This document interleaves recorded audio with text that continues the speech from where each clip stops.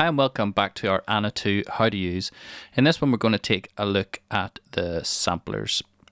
So we have three samplers and they're labelled 4, 5 and 6 over on the right hand side of our interface. And we have a row of controls down the bottom and a main waveform window just above.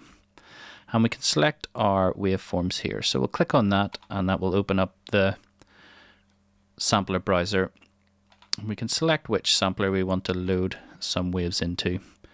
And we've got all our Anna legacy waveforms from the attack, the noise section. And then we have a whole bunch of new samples. And at the top here on each of the columns, you can actually select what column is to be displayed. So we have some other ones that you can select. And we'll continue to add to these over the course of Anna. And you can also select your user folder if you've imported any of your own samples here too. So we'll pick just a basic vocal sound. I'll turn down that other oscillator. So let's go through some of the controls and I'll show you what you can do. You can have loop on or off.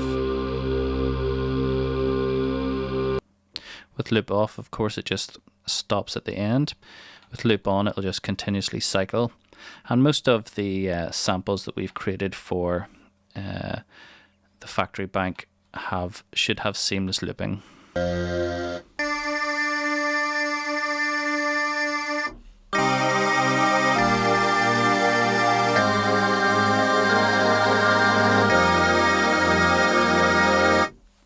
So that just helps with creating patches where you don't have to worry about the looping. But if you have an element that you want to create your own loop points in, you can use the controls along the bottom.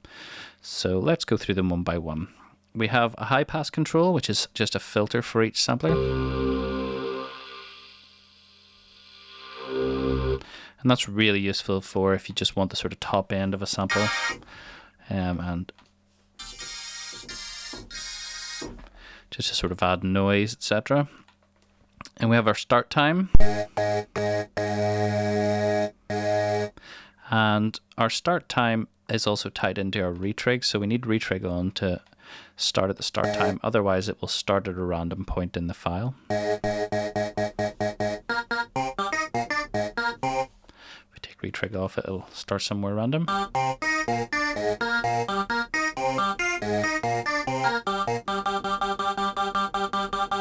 So it just gives you that variability in the same way you get with the standard wavetables. With retrig off, it sort of gives it a more natural feel when retriggering notes. So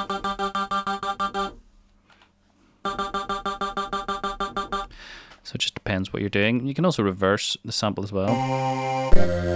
Some samples you won't notice that as much, but it's there anyway. And then you can clear samples as well. So you click the clear button and they'll disappear. So we've got our start control, we've got our loop start, so you can specify where between the start and end indicators the loop is going to activate. And we also have our crossfade control. And that just creates a crossfade between the start and the end. So you can create your own seamless loops. Then we have our pan control and our filter selector. So whether you want to send to filter 1, filter 2, filter 1 and 2 at the same time, or completely bypass the filter. And then lastly we have our volume control. And if you notice up above here, we have very similar controls to our main oscillators.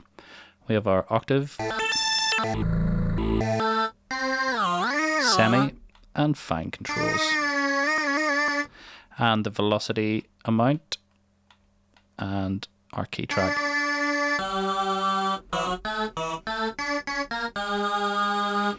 And that just specifies how much the notes are pitched across the keyboard. And one other option we have up here, the ability to copy from one oscillator to another. So we can hit copy to 5, and then when we go to oscillator 5, it's the exact same. And we can modify some elements there. We can go copy to 6, and likewise it'll copy it to 6.